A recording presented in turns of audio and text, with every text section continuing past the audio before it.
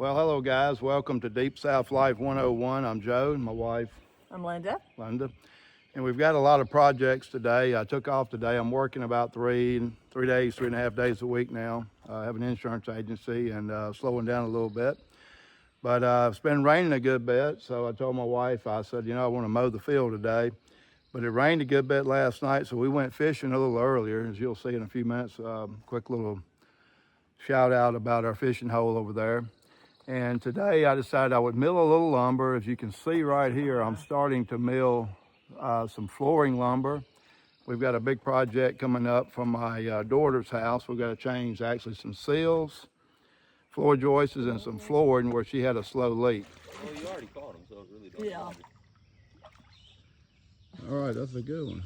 There you go. How about that? Very good.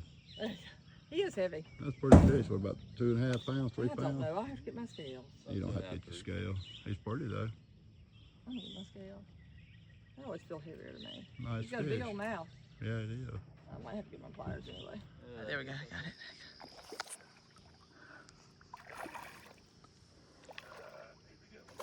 it. He is. Look at that boy. Oh, yeah. He's nice. How much does he weigh? Huh? Yeah, that looks like that big one. Well, so much for fishing. Anyway, like I said, we had a lot of rain and the pasture really needed to dry up a little bit. It wasn't going to be boggy, but the grass was just really wet and the ground was just a little bit soft. So Linda and I, after we straightened the mill up, did a little work around the sawmill just to give the grass a little more time to dry. We went fishing. As you saw, we caught a few fish. Actually, the grandson was over there fishing too a little bit, came up.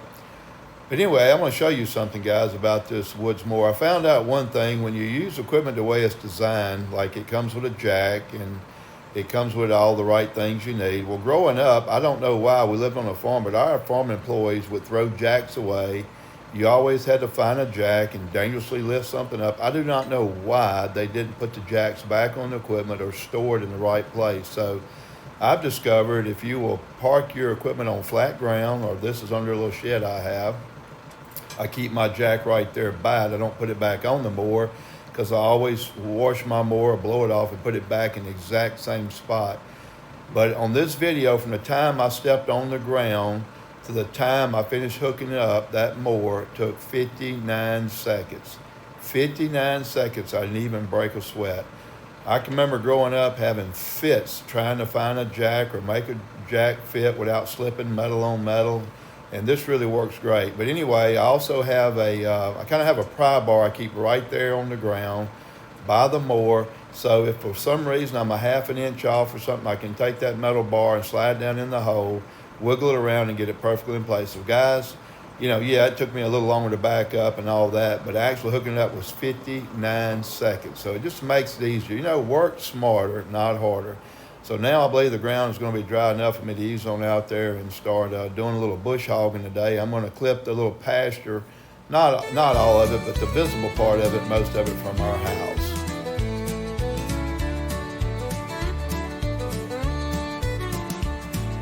Woke up this morning to a country dawn.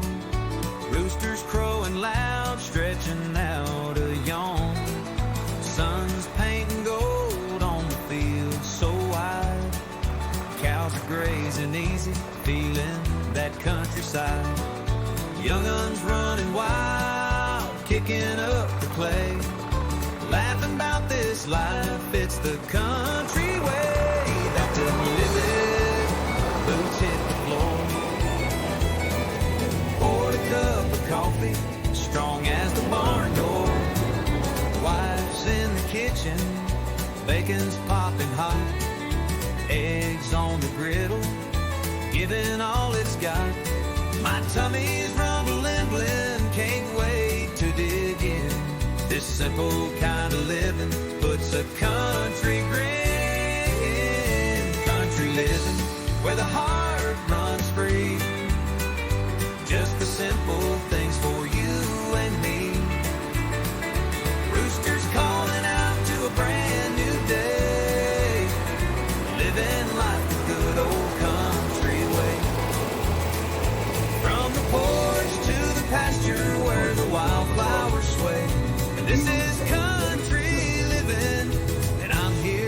day. Grab my old guitar, let the strings ring true, singing about the life that the country folk do. Tractors humming soft, cutting through the land. Dirt on my boots, calluses on my hands. Every note I play feels like home to me. This old country life is where I'm meant to be. Country living, where the heart runs free. Just the simple things for you. Well, guys, I'm going to jump in here just a minute, talk a little bit about the Woods Batwing mower. I'm not paid or sponsored by anyone. This is just something we're enjoying doing, sharing with our community of folks out there. And I had a 15-foot batwing bush hog years ago back in the 80s that I'm going to tell you guys, we were row crop farming back then and money was tight. Crops were good, prices were horrible. Equipment was obviously not as high, but because you couldn't get any money for your crop, it meant equipment was high. But I had bought a batwing bush hog from someone on one of those, one of those state agricultural bulletins. We called it the Mississippi Market Bulletin back then. And the bush hog had a little wear on it. I mean, the wings, they had a little rust there. But back then, I had some family owned a good bit of land, and they had put it in that conservation reserve program where the government would actually pay you a rental fee not to produce. Just another wonderful government program back then they had, I reckon. But anyway, what it benefited me, they didn't have equipment. Some of them had lost their husbands, and they had the farm property. And in order to get your rental payment, you would have to bush hog the land once a year at a certain time of the year. And so I went and found that 15-foot Woods batwing mower for $2,500. And you say that's not much, but back then that was, in the 80s, that was a good bit of money. And put a few universal joints in it, but y'all, I clipped hundreds and hundreds of acres with that mower with an old 806 International open top tractor. And the ground had to be bush hogged in August every year. And I don't know if you know what love bugs are, but down here in southern Mississippi, about twice a year, we get just inundated with these love bugs. And they splat on your vehicles, but when you're bush hogging ground that hadn't been clipped except in August, everything's got pollen on it. They had that goldenrod, those big yellow tall weeds, and it was full of love bugs. And on that old open top 806, I remember sitting there one day in a big old bottom ground by a creek, and I was burning up hot, no breeze, goldenrod. I was completely yellow from head to toe, and then I had black love bugs stuck all over my arms and my head and my face. It was miserable. And I sat there and I said, you know what, if I'm going to do this, I'm fenced to buy me an air conditioning cab tractor. So I looked in the bulletin and kept trying to find one, and believe it or not, I found a Case 2590, which is a 180 horsepower tractor, bigger than I needed, but those were good tractors. And I also did a little dirt work, had a dirt pan, or I think my dad had a dirt pan back then, I borrowed some. But I bought that tractor, and I had a 540 PTO bush hog, but 1,000 RPM Case tractor. So I took that thing and I hooked it up, and I would mow that field. You'd have to activate that PTO real easy, barely. In fact, I would take the tractor kill switch, pull the kill switch out a little bit so the tractor would almost die, engage the PTO where it wouldn't slam it on too fast since it was 1,000 RPM PTO. And, but boy, you talking about a comfortable tractor. I took that old tractor and painted it. In fact, I may show you a picture of that tractor. I may throw it in here in a second. But painted it, and I was so happy to have that tractor because years ago, a few years before that, when I was row crop farming, I had a new 2590, and I had a Ford TW10, and I had a Ford 8600. Two of them were cab, one of them wasn't. The 8600 wasn't. But I lost so much money farming back then in the 80s, not because I was lazy, not because crops wasn't good. It's just because the grain prices were absolutely horrible. And so I sold those and got out of that business. And I didn't get out of the debt. It took me 14 and a half years later to pay that debt off, but I got out of that debt. And but anyway, so I would bush hog fields and custom combine and all kind of stuff to eventually pay that farm debt off.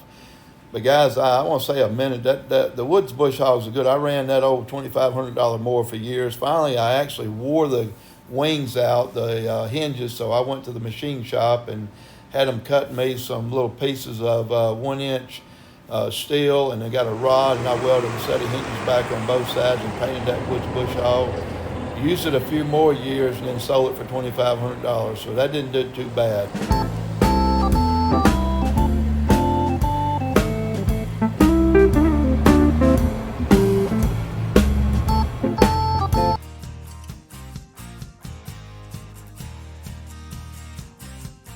Again, thank you for following us on Deep South Life 101.